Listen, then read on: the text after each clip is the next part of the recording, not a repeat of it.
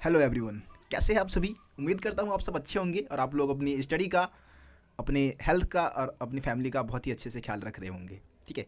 अब देखिए, एग्ज़ाम बहुत ज़्यादा नज़दीक है आप लोगों का और बहुत सारे बच्चे भाई बहुत कमेंट आ रहे हैं कि important question, important question, important question. बस इंपॉर्टेंट क्वेश्चन की ही बात कर रहे हैं अभी तो स्टूडेंट लोग। सिलेबस क्योंकि कंप्लीट हो चुका है। रोशन साई स्टडी पॉइंट पे भी आप लोगों का हिस्ट्री का कंप्लीट सिलेबस करवा दिया गया है। जितने भी सिलेबस मतलब आपके सिलेबस में जितने भी चैप्टर है सभी हो चुके हैं। एनिमेशन के थ्रू समझाया है सरल आसान भाषा में। प्लेलिस्ट बना दिया है, प्लेलिस्ट में लाइन से सारी वीडियो ऐड कर रखी है भाई। पहला चैप्टर, फिर दूसरा चैप्टर, फिर तीसरा, ऐसे लाइन से सारी वीडियो है। और जैसे चैप्टर खत्म होगा आपको उसमें इंपॉर्टेंट क्वेश्चन आंसर की वीडियो भी नजर आ जाएगा और प्लस में बॉक्स की वीडियो भी, है ना। अभी एमसीक्यू सीरीज भी स्टार्ट होगा रोशन साई स्टडी पॉइंट पे, तो एमसीक्यू वीडियोस भी आपको प्रोवाइड कराई जाएगी। तो इतना सारा कुछ आपको रोशन साई स्टडी पॉइंट पे, इतनी सारी चीज़ें आपको करवाई जा रही है ना।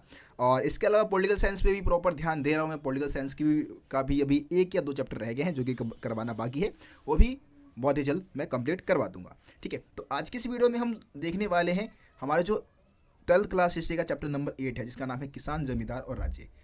इसके हम मोस्ट इंपॉर्टेंट क्वेश्चन देखेंगे। ठीक है।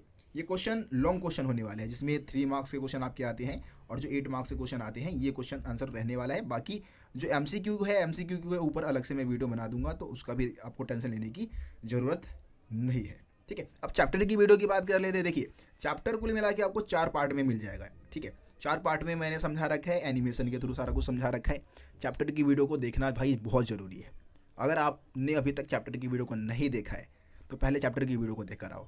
ठीक है। उसके बाद इंपॉर्टेंट क्वेश्चन आंसर की वीडियो को देखना, तभी चीज़ें आपको ज़्यादा आसानी से समझ में आ जाएगी और सारा कुछ आपके दिमाग में छप जाएगा। ठीक है। तो देखिए, इंपॉर्टेंट क्वेश्चन आंसर को देखने से पहले आप अपने पास क्या रखें, कॉपी और पेन जरूर लेके रखें, ताकि चीज़ों को आप लिखते हुए चले। ठीक है।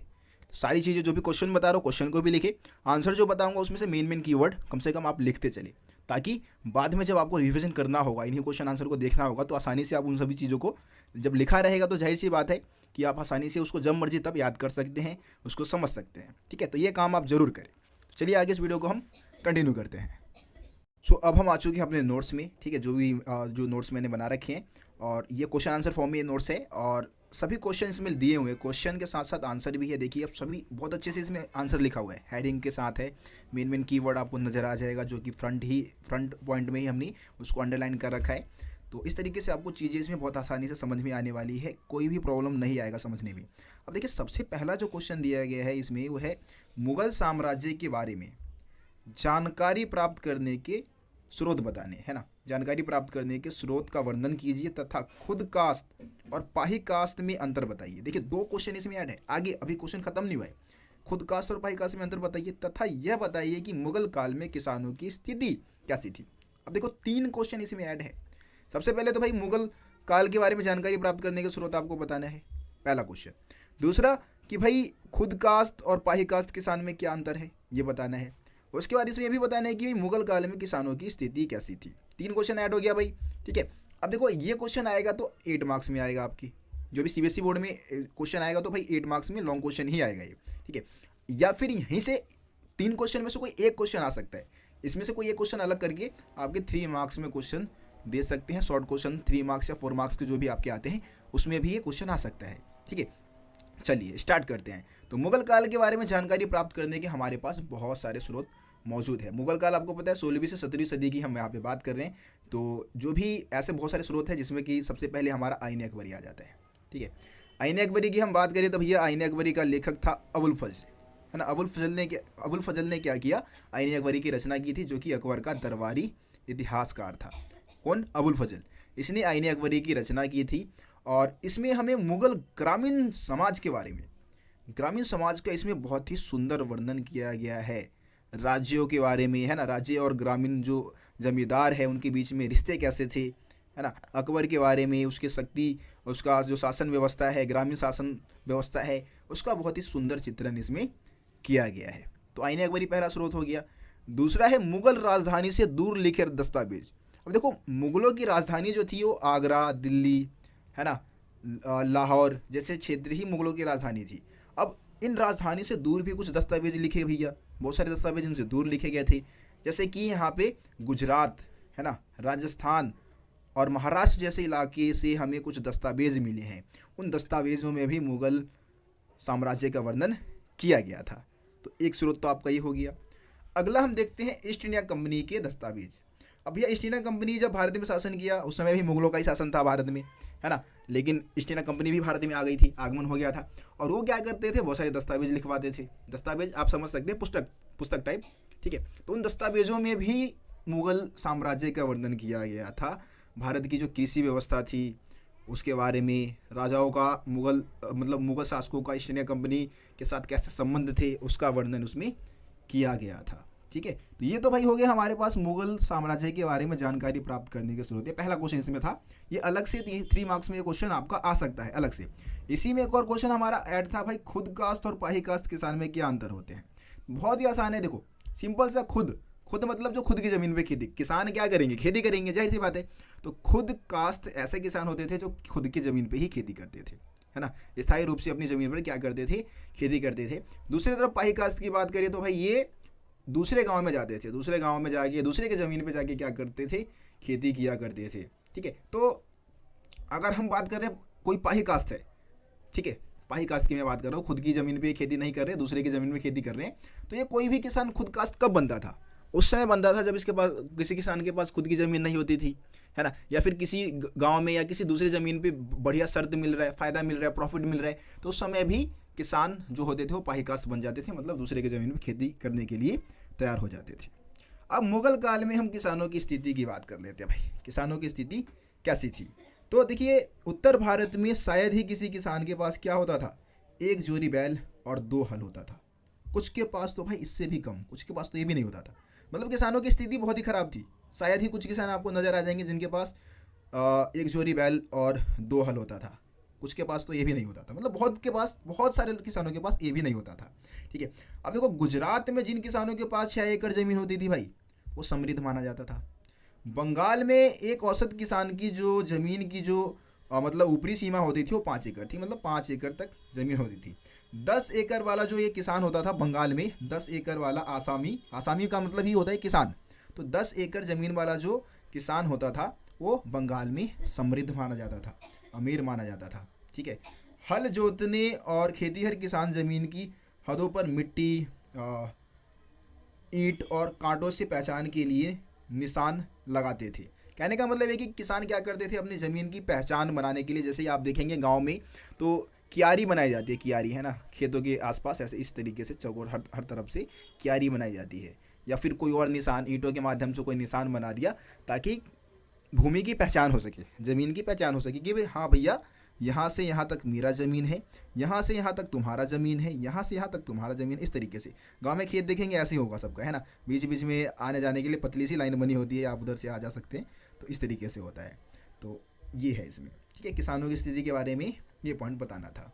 तो ये फर्स्ट क्वेश्चन हमारा कंप्लीट हो चुका है, जिसमें कुल मिला के कितने क्वेश्चन ऐड थे, 3 क्वेश्चन ऐड थे, ठीक है। अब हम अगले क्वेश्चन की तरफ चलते हैं।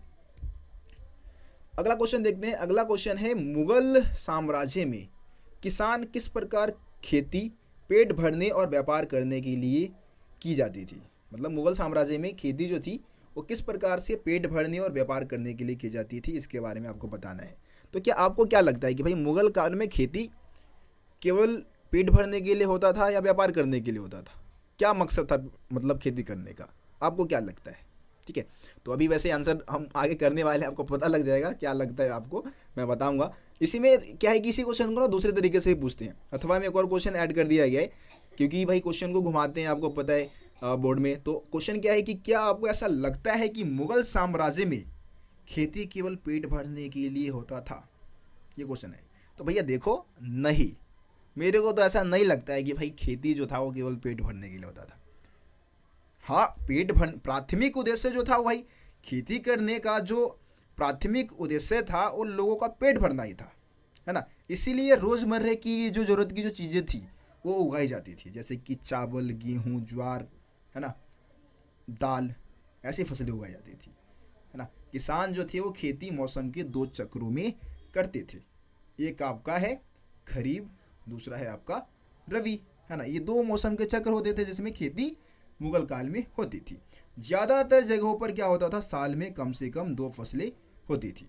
जहाँ सिंचाई के साधन बढ़िया है और जहाँ बारिश हो जाता है वहाँ पर साल में 3 फसलें भी उगाई जाती थी, ठीक है। अब देखो पैदावार में क्या था, काफ़ी ज़्यादा विविधता भी देखने को मिलती थी वहाँ पे। पैदावार में क्या थी, काफ़ी ज़्यादा विविधता थी। अब जैसे हम यहाँ पे फसलों के उत्पादन की बात करें तो उसमें काफ़ी ज़्यादा विविधता थी, है ना। आगरा में 39 किस्म के फसल उगाए जाते थे। दिल्ली प्रांत की बात करें तो 43 किस्म के फसल उगाए जाते थे। और अगर हम बंगाल की बात करें तो बंगाल में सिर्फ चावल ही 50 किस्म की उगाई जाती थी भैया, ठीक है। तो ये डाटा आपको लिखना पड़ेगा, इस क्वेश्चन के आंसर में करेंगे आप तभी नंबर मिलेगा। अब देखो, जैसे हमने ऊपर बात किया कि भाई ये सब तो अभी हो गए, जो हम बात करें तो पेट भरने वाली फसलें, लेकिन मुगल काल में खेती केवल पेट भरने के लिए नहीं होता था, इसका पर्पस कुछ और भी था, व्यापार भी था। व्यापार करने के लिए भी फसल उगाए जाते थे। बहुत सारे स्रोतों में हमें जिनसे कामिल जैसे शब्द मिलते हैं। जिनसे कामिल शब्द का मतलब क्या है, सर्वोत्तम फसलें, सर्वोत्तम या फिर व्यापारिक फसलें आप इसको बोल सकते हैं। ये व्यापारिक फसलें हुआ करती थी, जैसे ये गन्ना है, कपास है ना। गन्ना कपास क्या था, सबसे प्रमुख व्यापारिक फसलें हैं। तिलहन और दलहन, इसको भी व्यापारिक फसलों की श्रेणी में रखा जाता है। तो मुगल बादशाह क्या करते थे, मुगल बादशाह कोशिश करते थे कि ऐसे फसलों का उत्पादन मुगल काल में हो, किसान ऐसे फसलों को उगाए जिससे कि राज्य को ज़्यादा से ज़्यादा टैक्स मिल सके, है ना। और उस टैक्स से साम्राज्य ज़्यादा अच्छे से चलेगा, साम्राज्य ज़्यादा समृद्ध बनेगा, ठीक है। तो ये एक मेन पर्पस होता था खेती करवाने का, सर्वोत्तम फसलों को उगाने का, ताकि ज़्यादा से ज़्यादा टैक्स मिल सके, ठीक है। ये हो गया आपका दूसरा क्वेश्चन। अब हम तीसरे क्वेश्चन की तरफ चलते हैं। देखिए, तीसरा क्वेश्चन है, मुगल साम्राज्य के जाति और ग्रामीण माहौल का वर्णन करते हुए पंचायत की भूमिका बताइए।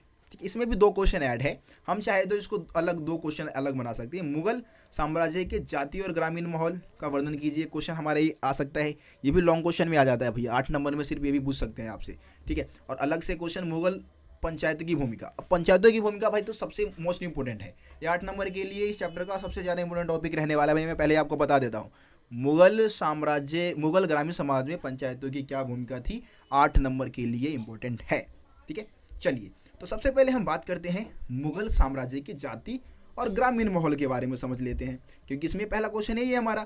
तो देखिए, मुगल काल की अगर हम जाति और ग्रामीण माहौल की बात करें तो खेतीहर किसान जो थे वो क्या करते थे, खेती करते थे, ठीक है। और पंचायत जो है, ये वैसे उतना इंपॉर्टेंट टॉपिक नहीं है, हम इसको आगे बात करते हैं, इसके बारे में हम समझेंगे। मतलब इसमें आप आंसर में डाल सकते हैं, लेकिन मेन जो चीज़ें हैं मैं आपको बता देता हूँ। अगर जाति और ग्रामीण माहौल की बात करें तो खेती की जुताई करने वाले जो मतलब बहुत बड़ी तादाद में जो किसान होते थे वो नीच समझे जाने वाले कामों में लगे थे। हम यहाँ से स्टार्ट करेंगे, पहला पॉइंट हमारा ये बनेगा इसमें, ठीक है, कि खेती की जो खेतों को जोतने वाले जो किसान होते थे, बहुत सारे किसान ऐसे कामों में लगे होते थे जिनको नीच समझा जाता था, है ना। या फिर वो क्या करते थे, दूसरे के यहाँ पे जाके, दूसरे के खेतों में जाके मजदूरी करते थे। किसानों का काम क्या है, खेती करना, भाई खेती करे, लेकिन वो मजदूरी कर रहे किसी और के यहाँ पे जाके, ठीक है। कुछ जाति के लोग क्या थे, गरीब में रहने के लिए मजबूर थे। खेती लायक जमीन की कोई कमी वहाँ पे नहीं थी, उसके बावजूद भी क्या था, उन्हें घरों का काम करना पड़ता था, मतलब दूसरे के घर पे जाके काम करते थे। खेती के लायक कोई ज़मीन की कमी नहीं है, खेत बहुत है, लेकिन फिर भी दूसरे के घर पे जाके काम कर रहे हैं, है ना, मजबूर है वो। आबादी में बहुत बड़ा हिस्सा उनका हुआ करता था जिनके पास संसाधनों की कमी थी, जो जाति व्यवस्था की पाबंदियों में बंधे थे। तो आपको पता है कि मुगल काल में भी जाति के आधार पे काफ़ी ज़्यादा भेदभाव होता था और बहुत सारे लोगों के ऊपर बहुत सारी पाबंदियाँ लगाई गई थी। एग्जाम्पल के लिए यहाँ पे हम मुसलमान समुदाय की बात कर लेते हैं। तो मुसलमान समुदाय में हलाल खुराना होते थे। हलाल खुराना आप समझते हैं, जो कि जानवरों को हलाल करते हैं, मीट वगैरह बेचने का काम करते हैं, वो हलाल खुराना है। हलाल खुराना को भाई मतलब ऐसा समझा जाता था कि उनको गांव से बाहर रहना होता था, है ना, गांव की जो सीमा है उससे बाहर रहना होता, उनकी अलग ही बस्तियाँ हुआ करती थी, हलाल खुराना हो गए। दूसरी तरफ हम बिहार में मल्लाह ज़्यादाओं की बात करते हैं। मल्लाह ज़्यादा यानी कि जो मल्लाह होते हैं ना, कि जो मछली वगैरह पकड़ते हैं, नाव जो चलाते हैं, नाविक, है ना, उनको हम मल्लाह ज़्यादा बोलते हैं। तो इनकी तुलना किससे की जाती थी, दासों से की जाती थी। दास यानी कि गुलाम जो होते थे पुराने समय में, उनसे इनकी तुलना की जाती थी, ठीक है। तो ये आपका जाति व्यवस्था के बारे में, जाति और ग्रामीण माहौल के बारे में आपका पॉइंट हो गया। एक और है हमारा, 17वीं सदी में क्या था कि राजस्थान के मारवाड़ का एक एग्जाम्पल है कि वहाँ पे राजपूत और जाट दोनों किसान थे, ठीक है, राजपूत और जाट दोनों किसान थे।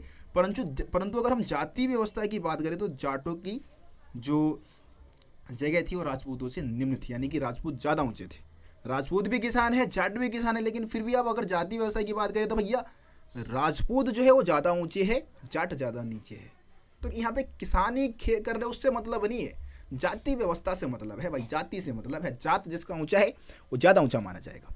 ये हो गया आपका कंप्लीट, आंसर कंप्लीट। ठीक है, अब आगे बढ़ते हैं। अब इसमें क्योंकि हमारा एक और क्वेश्चन है भाई, मुगल ग्रामीण समाज में पंचायतों की भूमिका बताइए। तो पंचायतों की भूमिका ना हम 5 हेडिंग के तहत बताते हैं, और हर हेडिंग में हम क्या कर सकते हैं, लगभग 4 पॉइंट बता सकते हैं, यानी कि कुल मिला के 20 पॉइंट आपके पंचायतों की भूमिका में आ सकता है। अब देखते हैं भैया क्या पॉइंट्स बताएंगे। देखिए, पंचायतों की भूमिका में सबसे पहला हेडिंग हमारा रहेगा पंचायत का गठन। अब ये पंचायत का गठन कैसे होता था, तो पंचायत के जो मुगल ग्रामीण समाज का जो पंचायत था ना, उसमें बुजुर्गों का जमावड़ा होता था। भाई बुजुर्ग लोग हैं, बैठ गए साथ में और अपना फैसले सुनाते हैं। गांव में अभी भी होता है भाई, पंचायत में ज़्यादातर बुजुर्ग लोग ही होते हैं, और ये ऐसे बुजुर्ग लोग थे जिनके पास अपने संपत्ति का पुस्तैनिक अधिकार होता था, मतलब जो थोड़े अमीर वगैरह टाइप के है ना, तो उनका बोलबाला होता था। कहने का मतलब ये है, ठीक है। ये एक ऐसा अल्पतंत्र था। अल्पतंत्र का मतलब है छोटा तंत्र, छोटी व्यवस्था, जिसमें गांव के सभी संप्रदाय और जातियों की नुमाइंदगी होती थी। मतलब इसमें सबका प्रतिनिधित्व होता था भाई, सभी जाति वर्ग के लोगों का प्रतिनिधित्व यहाँ पे देखने को मिलता है, और पंचायत का जो फैसला है वो गांव के सभी को मानना होता था। तो ये गठन के बारे में बता दिया, गठन वाला पॉइंट हो गया। अब हम बात करते हैं मुखिया का चुनाव। अब भैया पंचायत का जो सरदार होता था वो होता था मुखिया, है ना। उसको हम क्या बोलते हैं, पंचायत का सरदार जो है उसको हम क्या बोलेंगे, मुखिया बोलेंगे। इसको हम मुकद्दम या फिर मंडल भी कहते हैं। क्या बोलते हैं, मुकद्दम और मंडल भी। मुखिया का चुनाव कौन करेंगे भैया, मुखिया का चुनाव मैं नहीं करूँगा। मतलब मुखिया का चुनाव गांव के बुजुर्गों की आम सहमति से होती थी। मतलब गांव के जो बुजुर्ग है ना, वो लोग इकट्ठे हो गए, उन्होंने अपने में से ही क्या कर लिया, एक बुजुर्ग को अपना मुखिया चुन लिया। ठीक है, ये हो गया। चुनाव के बाद अब भाई चुन तो लिया है, लेकिन गांव में ज़्यादा पावरफुल जमींदार होते थे। तो अब इन इन बुजुर्गों को, मैं बुढ़ा बोलने जा रहा था, अब इन बुजुर्गों को जाना होगा किसके पास, जमींदार के पास। ठीक है, जमींदार से लेंगे मंजूरी, जमींदार से लेंगे आशीर्वाद, मतलब जमींदार से मंजूरी ले लेंगे कि हाँ भैया हमने इस बंदे को अपना मुखिया चुन लिया है, आप आशीर्वाद दे दो इस बंदे को। बस जमींदार रखेगा उसके सर पे हाथ, बोल देगा जा बेटे आशीर्वाद मिल चुका है, जा तो बन गया मुखिया। तो अगर जमींदार ने मंजूरी दे दी तो वो मुखिया बन जाता था, नहीं तो नहीं बन पाता था। ठीक है, तो जमींदारों की भाई विशेष हैसियत थी। आगे हम जमींदारों के बारे में बात करेंगे। भाई थक चुका हूँ बोल बोल के यार, हाँ सांस ले लेता हूँ पहले। हाँ चलिए, अब देखो आगे क्या है। मुखिया देखो भैया, मुखिया अपने पद पर तभी तक बना रहता था जब तक कि बुजुर्गों का भरोसा उस पर है। क्योंकि भाई बुजुर्गों ने ही चुना है, बुजुर्गों का भरोसा खो दिया ना तो उसको अपने पद से बर्खास्त कर दिया जाता था। उसको लात मार के उसको हटा दिया पद से हटा देते थे। ठीक है, उसके बाद गांव की आमदनी व खर्चों का हिसाब किताब करना मुखिया का मुख्य काम था, और इसमें गांव का पटवारी उसकी मदद करता था। जो भी गांव का हिसाब किताब है, जो भी रिकॉर्ड्स है वो रखता था अपने पास मुखिया। और गांव का जो पटवारी है, पटवारी एक कह दो कि मुखिया के हेल्प के लिए होता था, जो हिसाब किताब में उसकी मदद करता था। तो ये पटवारी उसकी हेल्प करता था उसमें। ठीक है, आगे हम बात करते हैं आम खजाना। आम खजाना एक खाने वाला आम नहीं है भैया, देखो आम खजाना है एक पैसा, बहुत सारा पैसा होता था इनके पास। मतलब जो मुखिया है ना, पंचायत का जो खर्चा था वो एक खजाने से चलता था, जिसको हम आम खजाना बोलते हैं। आम खजाना इसलिए बोल रहे हैं क्योंकि गाँव का हर व्यक्ति इसमें योगदान देता था। जितने भी लोग हैं सब इसमें कुछ कुछ 2 रुपया, 5 रुपया, 10 रुपया, 100 रुपया, 1000, जितनी जिसकी क्षमता होती थी सब उसमें डोनेट करते थे, पैसे देते थे, और उसी से फिर पूरा खर्चा चलता था गांव का, है ना। तो ये हो गया भाई। तो इस खजाने का इस्तेमाल कहाँ कहाँ करते थे, गांव में कर अधिकारी आते थे, उनकी खातिरदारी के लिए इस्तेमाल होता था भैया।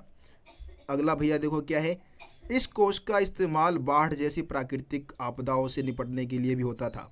कुछ सामुदायिक कार्य करने थे। सामुदायिक कार्य यानी कि जो सभी के भलाई के लिए करने होंगे, जैसे कि मिट्टी के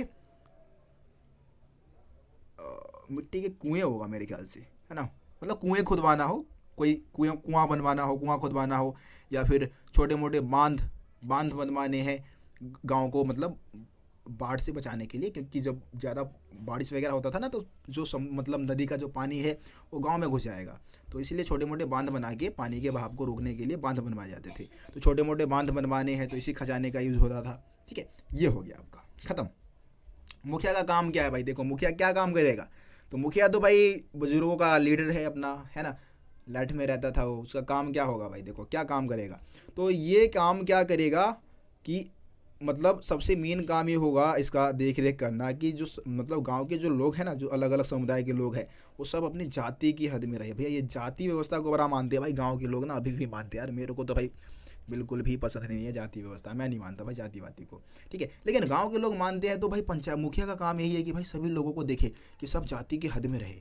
कोई कहीं ऐसा तो नहीं हो रहा कि भाई जो लड़की है वो किसी और जाति की है और लड़का और किसी और जाति की है और दोनों ने शादी कर ली। ये नहीं हो सकता, ये नहीं होगा। ठीक है, ये देखना मुखिया का काम है।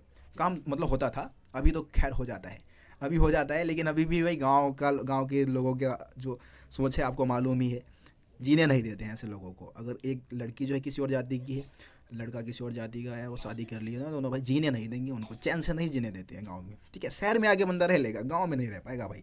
तो क्या आपको लगता है कि यार ये गलत है या सही है? ये मतलब जाति, जो अलग अलग जाति के मतलब जो लड़का लड़की शादी कर लेते हैं, आप कमेंट में चाहो तो बता सकते हो मेरे को, कोई दिक्कत नहीं है। ठीक है, वैसे भी यार ये सब टॉपिक पे ज़्यादा बात नहीं करना चाहिए मेरे को। चलिए आगे बढ़ते हैं। देखिए सभी शादियां मंडल की मौजूदगी में हो, ये किसकी मतलब जितनी भी शादियां होती थी ना, कहने का मतलब है कि जितनी भी शादियां होती थी वो मंडल की मौजूदगी में होती थी, मतलब पंचायत का जो मुखिया होता था उसकी मौजूदगी में ही होती थी।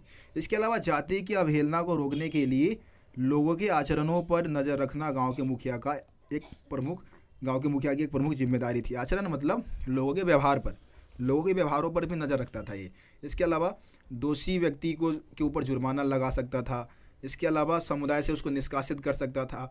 ठीक है, उसको कोई भी दंड दे सकता था। कोई भी दोषी व्यक्ति पाया गया ना, तो उसके ऊपर जुर्माना लगा दो, उसको गांव से भगा दो, है ना, गांव से निष्कासित कर दो, उसको दंड दो, जो भी दंड देना है दे दो। मतलब मृत्यु दंड नहीं देते थे, नॉर्मल सा कोई भी सज़ा दे दो। तो ये सब काम मुखिया का ही होता था। ठीक है, तो मुखिया का काम खत्म। अब जाति पंचायत भी एक है भैया। अब ये जाति पंचायत क्या है, तो गांव में हर जाति की अपनी खुद की पंचायत हुआ करती थी, है ना। ये जाति के अंदर जो भी मसले होते थे, एक जाति मान लो कि कोई जैसे कि कोई तेली जाति है, कोई कुर्मी जाति है, तो सबकी अपनी अपनी अलग अलग पंचायत भी हुआ करती थी। और उनके बीच में जो भी झगड़े हैं वो सारे निपटाने का काम ये जाति पंचायत का ही था। ये क्या करते थे भाई, ये ज़मीन से जुड़ी जो भी दावेदारी के जो मसले हैं उसको सुलझाने का काम करते थे। इसके अलावा शादियाँ जो है वो जाति के मानदंडों के अनुसार हो, ये भी जाति पंचायत देखा करती थी। ठीक है, इसके अलावा कर्म कांडे वर्चस्व किस हद में रह के होंगे, मतलब जो भी कर्म कांड जो होता है, कर्म कांड के बारे में मैं क्या बताऊँ तुम लोगों को यार, इसको तुम लोग छोड़ो, हटाओ, ऊपर के 4 पॉइंट कर लो। वैसे कर्म कांड के बारे में ज़्यादा एक्सप्लेन नहीं करना चाहूँगा, आप लोग इसको चाहो तो रट सकते हो। ठीक है, ऊपर के 4 पॉइंट काफ़ी है भैया ये जाति पंचायत के बारे में, तुम यार 4 पॉइंट ही रहने दो। ठीक है, 4 पॉइंट कर लो, बहुत है, ऐसे भी पॉइंट ज़्यादा हो गए, पॉइंट लगभग 20 से ऊपर हो चुके हैं। तो ये पंचायत की भूमिका भी बहुत इंपॉर्टेंट क्वेश्चन है यार, ये बहुत ज़्यादा इंपॉर्टेंट है। यूँ समझ लो कि आएगा, ये आएगा। ठीक है, अब आएगा का मतलब ये नहीं कि 100% ही आएगा, लेकिन बहुत इंपॉर्टेंट है। आप क्वेश्चन पेपर उठा के देख लेना, 10 साल के क्वेश्चन पेपर, कम से कम 4 या 5 पेपर में तो आपको ये क्वेश्चन जरूर नज़र आ जाएगा। तो इसीलिए मैं बोल रहा हूँ कि इंपॉर्टेंट है। उसके बाद हम बात करते हैं मुगल ग्रामीण समाज में महिलाओं की भूमिका तथा उनकी स्थिति का वर्णन कीजिए। ये भी 8 नंबर के लिए है, ये भी 8 नंबर के लिए है भाई, 8 नंबर के लिए। ठीक है, तो मुगल काल में अगर हम महिलाओं की भूमिका की बात करें तो भाई महिलाएं क्या करती थी, खेतों में काम करती थी, कंधे से कंधा मिलाकर। जो पुरुष है उनके साथ कंधे से कंधा मिलाकर काम करती थी, मतलब उनके साथ मिलजुल काम कर रही है। मर्द क्या काम करते थे, खेत जोतने का काम करते थे, हल चलाने का काम करते थे, क्योंकि भारी भरकम काम है भैया। महिला शायद ना कर पाए, वैसे मैं ये नहीं कह रहा कि नहीं कर पाएंगे, लेकिन थोड़ा भारी भरकम काम है। महिलाओं का काम क्या था, बुआई कर दिया भाई, अगर खेत जोत दिया है मर्द ने, तो महिलाएं गई भाई अपना फसल जो भी है बीज छिड़क दिया उस पर, है ना, निराई कर दिया। ठीक है, कटाई कर दिया। निराई का मतलब होता है कि अगर जो भी खरपतवार जो भी आ जाता ना फसल खेत में, तो उसको हटाने का काम, कटाई का काम कर दिया, है ना, फसल से दाना निकालने का काम कर दिया। तो ये सब काम कर दिया करते थे। उसके बाद अगला पॉइंट हम बताएंगे कि किसी वस्तु का जितना वाणिज्यिकरण होता था, वाणिज्यिकरण का मतलब है व्यापारीकरण, है ना, जिस वस्तु का जितना व्यापारीकरण होता था, उस वस्तु के मतलब उस वस्तु के जुड़े हुए जो भी काम है उसको करने के लिए महिलाओं की श्रम की जो मांग थी वो लगातार बढ़ती रहती थी। तो महिलाएं क्या काम करती थी भाई, जैसे सूत काटने का काम करना है, बर्तन बनाने का काम करना है ना, मिट्टी को साफ करना है, उसको गूंदना है, कपड़े पे कढ़ाई चढ़ानी है, ठीक है, दस्तकारी के जो भी काम होते थे, मतलब कि जो भी हाथ से बनाने वाली जो भी चीज़ें होती थी वो महिलाओं के श्रम पर ही निर्भर करती थी। वो सारे काम कौन करती थी? महिलाएं करती थी। अब देखो, महिलाओं को ना महत्वपूर्ण संसाधन के रूप में देखा जाता था भैया, महिलाओं को एक महत्वपूर्ण संसाधन के रूप में, क्योंकि बच्चे पैदा करती थी, खेतों में भी काम करती थी, है ना, और बच्चे पैदा करके संख्या बढ़ाने में भी सहायक होती थी, तो इसीलिए महत्वपूर्ण संसाधन के रूप में महिलाओं को देखा जाता था। ठीक है, और इसके बाद हम बात करें कि भाई भेदभाव की अगर हम बात करें तो कई बार महिलाओं के साथ भेदभाव भी देखने को मिलता है। जैसे कि हम अगर बात करें कि मतलब जो राजस्वला महिला होती है, मतलब मासिक धर्म के समय में जो महिलाएं होती थी ना, उनको किसान का जो हल है उसको छूने का हक नहीं था। जो कुम्हार का जो चाक है, चाक समझते होंगे आप, जो चकिया जो घूमता है जिससे मतलब जो बर्तन वगैरह बनाते हैं, चाक आप लोगों ने देखा होगा, ठीक है ना, यहाँ पे लगा के बर्तन बनाते हैं, तो उसको भी छूने की अनुमति नहीं होती थी। इसके अलावा बंगाल में भी यही भेदभाव देखने को मिलता है कि भाई बंगाल में क्या था कि मासिक धर्म के समय में महिलाएं जो थी ना वो पान के बागान में नहीं जा सकती थी, तो महिलाओं के साथ भाई भेदभाव काफ़ी ज़्यादा होता था। अब जैसे हम शादीशुदा महिलाओं की बात करें तो भाई शादीशुदा महिलाओं की कमी होती थी। कमी क्यों थी भैया? कमी इसलिए थी क्योंकि महिलाएं कुपोषण के कारण, बार बार माँ बनने के कारण क्या थी कि वो ज़्यादा मतलब मौत की शिकार हो जाती थी, मौत के मुंह में चली जाती थी। तो इसीलिए कई बार क्या था ना कि शादी के लिए दहेज नहीं मांगते थे लड़के वाले, बल्कि उल्टा दुल्हन की कीमत अदा करते थे, है ना, मतलब दुल्हन की जो माँ है, माँ बाप है, उसको पैसे दे देते थे ताकि उससे वो शादी कर सके। ठीक है, उसके बाद हम बात करते हैं कि भाई देखो तलाकशुदा महिलाएं और विधवाएं जो भी है दोनों ही कानूनन रूप से शादी कर सकती थी। अब बेवफाई के शक में महिलाओं को भाई भयानक दंड दिए जाते थे। ठीक है, क्योंकि भाई उनके जो मर्द थे उनके ऊपर हमेशा हावी रहते थे। बेवफाई के शक पे उनको मारना पीटना, क्योंकि घर के जो मुखिया है वो कौन है? पुरुष है, और उनकी ही चलती थी, और इस तरीके से उनके साथ अन्यायपूर्वक व्यवहार होता था।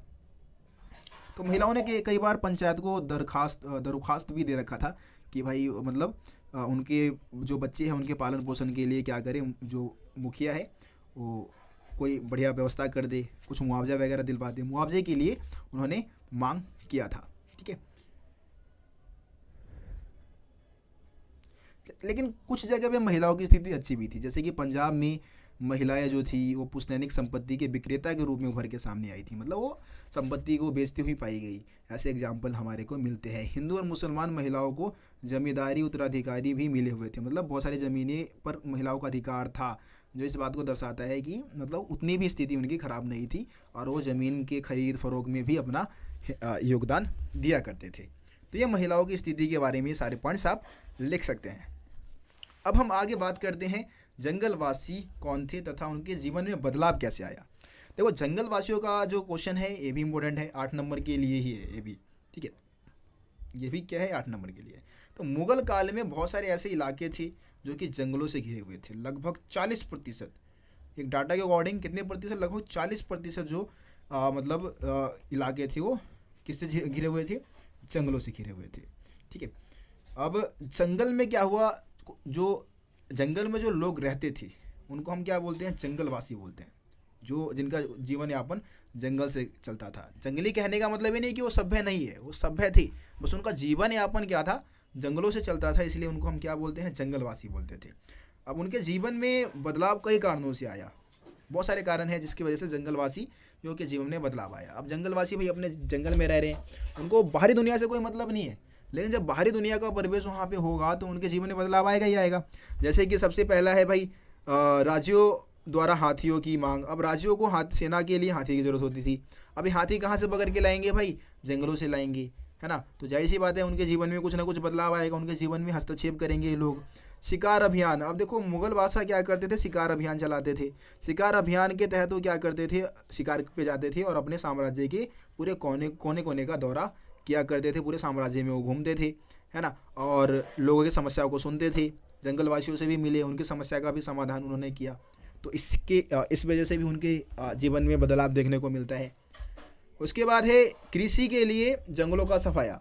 अब कृषि का विस्तार हुआ भाई, कृषि का विस्तार होगा तो जाहिर सी बात है कि जंगलों को काटा जाएगा, क्योंकि राज्य को ज़्यादा टैक्स चाहिए था। टैक्स किससे मिलेगा, कर किससे मिलेगा, कृषि से। और कृषि के लिए भाई जंगलों का सफाया किया गया, इससे भी उनके जीवन में बदलाव देखने को मिलता है। व्यापारिक कृषि का प्रसार भी हुआ। व्यापारिक कृषि के प्रसार की वजह से जंगल के जो वस्तु है, उत्पाद है, जैसे कि शहद, मधुमोम, लॉक, है ना, इस ये सब जंगलों से प्राप्त होते थे और इनकी डिमांड बढ़ी, इनका व्यापार बढ़ने लगा, तो ये सारी चीज़ें जंगलों से ही लाए जाते थे। हाथियों का व्यापार होने लगा तो हाथी भी पकड़ के कहाँ से लाए जाते थे, जंगल से ही लाए जाते थे, जाहिर सी बात है। उसके बाद सामाजिक परिवर्तन भी देखने को मिलता है। इसमें क्या था कि जंगलवासियों के अपने कबीले के सरदार होते थे। अब कुछ सरदार तो भाई जमींदार बन गए, बहुत पैसे वाले हो गए, बहुत अमीर बन गए, ठीक है। अब जब ये अमीर बन गए तो इन्होंने क्या किया, अपने भाई बंधुओं को ही अपनी सेना में भर्ती करना स्टार्ट कर दिया, क्योंकि इनको अपनी सेना की ज़रूरत थी। तो अब इन्होंने अपनी सेना भी बना ली। इनके पास लगभग 6,000 से 7,000 तक पैदल सिपाही हुआ करते थे, इतने ज़्यादा पावरफुल हो गए तो, है ना। इसके अलावा बाहरी आक्रमण भी हुए, जैसे कोच राजाओं ने क्या किया, कोच राजाओं से युद्ध 16वीं से 17वीं सदी में क्या हुआ, कोच राजाओं ने पड़ोसी के जो कबीले थे उनके साथ युद्ध किए और अपना कब्जा कर लिया। मतलब जो भी जंगल के जो इलाके हैं वहाँ के कबीलों पे, उनके कबीलों पे हमला करके वहाँ पे उन्होंने कब्जा भी कर लिया। कुछ सांस्कृतिक फैलाव भी जंगलवासियों के जीवन में बदलाव का एक कारण था। सांस्कृतिक फैलाव में क्या हुआ कि भैया ये जो सूफी संत थे, सूफी संत ने जंगलवासियों के जीवन में परिवर्तन लाया, क्योंकि इस्लाम धर्म के प्रचार में सूफी संतों ने विशेष योगदान दिया। बहुत सारे जंगलवासियों ने सूफी संतों की बातों को माना, उन्होंने इस्लाम धर्म को कबूल लिया और इस वजह से भी जंगलवासियों के जीवन में बदलाव देखने को मिलता है। तो ये जंगलवासियों वाला क्वेश्चन हो गया। आगे हम बात करते हैं जमींदारों के बारे में। देखिए ये जो जमींदार है मुगल काल में भाई बहुत महत्वपूर्ण हस्ती हुआ करती थी। क्वेश्चन क्या है, मुगल ग्रामीण समाज में जमींदारों की भूमिका बताइए, है ना। जमींदार कौन है भैया, जिनके पास बहुत ज़्यादा ज़मीन है, ठीक है। इनके आमदनी का जो सोर्स था, कमाई का जो सोर्स था, वो खेती तो था, परंतु वो खेती के उत्पादन में, कृषि के उत्पादन में सीधे भागीदारी नहीं करते थे, ठीक है। जमींदार अपने ज़मीन के क्या होते थे, मालिक होते थे, है ना। जमींदार कौन है, अपने ज़मीन के मालिक है, मालिक होते थे और उन्हें समाज में ऊंची हैसियत की वजह से उनको कुछ सामाजिक और आर्थिक सुविधाएं भी उनको मिली हुई थी। अब देखिए जमींदार की जो बढ़ी चढ़ी जो हैसियत थी उसके पीछे कई कारण थे। पहला तो भाई उनकी जाति बहुत ऊंची होती थी, ये बहुत ऊंची जाति के होते थे। दूसरा कि वो राज्य को कुछ विशेष प्रकार की सेवाएं देते थे, मतलब राजाओं जो मुगल बादशाह है उनको विशेष प्रकार की सेवाएं भी प्रदान करते थे जमींदार, इस कारण इनकी हैसियत ज़्यादा ऊंची हुआ करती थी। अब देखिए जमींदारों की समृद्धि की वजह उनकी ज़मीनें होती थी, क्योंकि इनके पास बहुत ज़्यादा ज़मीन है इसलिए ज़्यादा समृद्ध हुआ करते थे, है ना। और इनकी जो ज़मीनें हैं अगर उसकी हम बात करें तो इनकी ज़मीनों को कौन, मतलब उनकी ज़मीन पर खेती कौन करते थे, दिहाड़ी के मजदूर या फिर जो पराधीन मजदूर है, जो गुलाम मजदूर है, वो इनकी ज़मीन पे खेती करते थे, है ना। और खेती कर, मान लो जो बटाईदार है वो भी खेती करते थे, तो अपना सब कुछ मेहनत कर रहे हैं और आधा फसल का जो भी उत्पादन होता है उसका आधा हिस्सा इनको दे जाते थे।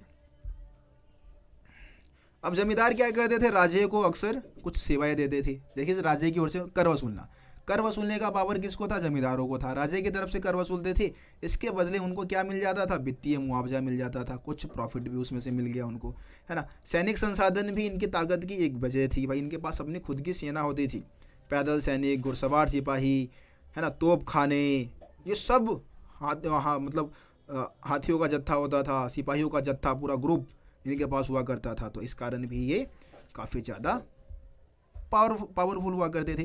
अब देखो पूरे मुगल साम्राज्य को एक पिरामिड को तौर पे अगर हम देखें ना, ग्रामीण समाज की मैं बात कर रहा हूँ, सिर्फ ग्रामीण समाज की, मुगल साम्राज्य की नहीं बात कर रहा, सिर्फ ग्रामीण समाज की। तो ग्रामीण समाज में सबसे टॉप पे जो पिरामिड के रूप में देखेंगे तो सबसे टॉप पे जो आते थे वो जमींदार ही हुआ करते थे, जमींदार सबसे टॉप पे आते थे, है ना। और अगर हम इनकी बात करें जमींदारों की उत्पत्ति कैसे होती थी, तो जमींदारों की उत्पत्ति का मेन कारण ये था कि कई बार ये क्या करते थे, जो कमज़ोर ज़मींदार है उसको किसी व्यक्ति ने हरा दिया तो वो ज़मींदार बन गया, उसकी ज़मीन पे कब्जा कर लिया। कई बार राजा भी किसी व्यक्ति को ज़मीन सौंप दिया तो उससे वो ज़मींदार बन जाते थे। तो ज़मींदार, या फिर युद्ध में वो जीत लिया तो भी वो ज़मींदार बन सकता था, ठीक है। अब ज़मींदार क्या करते थे भाई, ज़मींदार खेती लायक ज़मीनों को बसाने में भी हेल्प किया करते थे, मतलब खेतीहरों को कुछ सहायता भी प्रोवाइड कराते थे, जैसे कि उनको ज़मीन दे दिया या कुछ पैसे उधार दे दिए, सामान उधार दे दिए, जिससे कि किसानों को खेती करने में थोड़ा हेल्प मिल जाए। तो इसमें भी भूमिका इनकी रहती थी। उसके बाद जमींदार क्या करते थे, चीज़ों को खरीदा करते थे, बेचा करते थे। इससे उन्होंने क्या किया, मौद्रीकरण की प्रक्रिया में बढ़ोतरी कर दी। मौद्रीकरण की जो प्रक्रिया है उसमें तेज़ी आई, क्योंकि चीज़ों को खरीद बेच करते थे। इसके अलावा जमींदार क्या करते थे, खुद का बाजार लगाते थे, क्योंकि उनको अपने सामान को बेचना है तो बाजार लगाएंगे और उस बाजार में किसान भी अपनी फसलों को बेच सकते थे। तो ये पॉइंट भी हमारा हो जाएगा। ठीक है, अब आगे बात करते हैं हम मुगल साम्राज्य की भू राजस्व प्रणाली की। भू राजस्व प्रणाली का मतलब क्या होता है भैया? भू राजस्व प्रणाली का मतलब है टैक्स एकत्रित कैसे किया जाता था, भूमि से जो राजस्व मिलता था उसको कैसे एकत्रित किया जाता था, उसको हम भू राजस्व प्रणाली में हम बताएंगे। तो देखो, ज़मीन से मिलने वाला जो राजस्व था वो मुगल साम्राज्य की आर्थिक बुनियाद थी। मतलब कि पूरा जो ज़मीन से जो भी टैक्स मिलता था, मतलब भूमि से जो भी, कृषि से जो टैक्स मिलता था ना, उसी की वजह से मुगल साम्राज्य चल पा रहा था। तो जाहिर सी बात है कि भाई टैक्स एकत्रित करने के लिए पूरी प्रशासनिक व्यवस्था बनाई गई थी, एक प्रशासनिक तंत्र खड़ा किया गया था। इसमें सबसे महत्वपूर्ण है दीवान। दीवान का जो दफ्तर होता था, दीवान एक तरीके से अधिकारी है, इसके दफ्तर पर ही पूरी तरीके से राज्य की जो वित्तीय व्यवस्था है उसकी देख रेख की जिम्मेदारी थी। पूरे तरीके से ये दीवान ही सब कुछ संभालता था, है ना। मुगल काल में क्या था कि ज़मीन और उससे होने वाले जो उत्पादन है उसके बारे में खास किस्म की सूचनाएं रखी जाती थी। भू राजस्व के इंतजाम के दो चरण थे, दो तरीक़ों से मतलब टैक्स एकत्रित की जाती थी। सबसे पहला था कर का निर्धारण। कर का निर्धारण में क्या होगा, टैक्स का निर्धारण किया जाता था कि किस किसान की क्या क्षमता है, उसकी क्षमता के अकॉर्डिंग कर का निर्धारण कर दिया। उसके बाद दूसरा स्टेप होता था वसूली, है ना, वास्तविक वसूली जिसको हम बोलते हैं। वास्तविक वसूली होती थी जिसमें टैक्स को वसूला जाता था। अमीर गुजार है जो राजस्व वसूल करने वाले के कामों में ये सारी सूचनाएं थी कि मतलब अकबर ने जो भी अकबर था उसने ये आदेश दिया था कि भाई वो क्या करे, किसानों से नकद के रूप में भू राजस्व ले, है ना, लेकिन फसल के रूप में भी भू राजस्व अदा करने का ऑप्शन जो था, वो विकल्प था, वो उनको दिया गया था। ज़्यादातर यही कोशिश की जाती थी कि नकद के रूप में वो क्या करे, टैक्स को अदा करे। तो राजस्व निर्धारण करने से पहले, टैक्स का निर्धारण करने से पहले राज्य क्या करती थी, उनके बारे में सभी प्रकार की जानकारी जुटा लेती थी। हर प्रकार की जानकारी जुटाने के बाद ही वो क्या करते थे, कर का निर्धारण किया करते थे। ये सारे पॉइंट्स आपका इसमें आ जाएगा। ठीक है, आखिर में एक अलग से मैं पॉइंट से, ये क्वेश्चन अलग से इंपॉर्टेंट बन सकता है, मैं भी आपको ये समझा देता हूँ आईने अकबरी के बारे में। तो आईने अकबरी के बारे में क्वेश्चन भाई कई तरीके से आ सकते हैं, है ना। आईने अकबरी की विशेषता बताइए, ठीक है, या फिर आईने अकबरी की कमियां और दोष बताइए। आईने अकबरी एक असामान्य और अनोखा दस्तावेज क्यों था, ये भी क्वेश्चन आ सकता है, इंपॉर्टेंट है, तो इसको भी आप समझ लें आईने अकबरी के बारे में। देखिए, आईने अकबरी का जो लेखक है वो अबुल फजल है, आपको पता है। अबुल फजल ने क्या किया, अकबर के आदेश पे अबुल फजल ने इसको लिखना स्टार्ट किया था। ठीक है, और ये 1598 में ये जाके जो ये परियोजना जो था वो पूरा हुआ था। 5 बार इसमें संशोधन किया गया, परिवर्तन किया गया था, और इसके जो अकबरनामा है उसकी रचना हुई थी। और अकबरनामा का ही तीसरा जिल्द था आईने अकबरी। ठीक है, अकबरनामा के 3 जिल्द थे, उसमें से एक भाग था आईने अकबरी, जो कि ये तीसरा भाग था इसका, अकबरनामा का।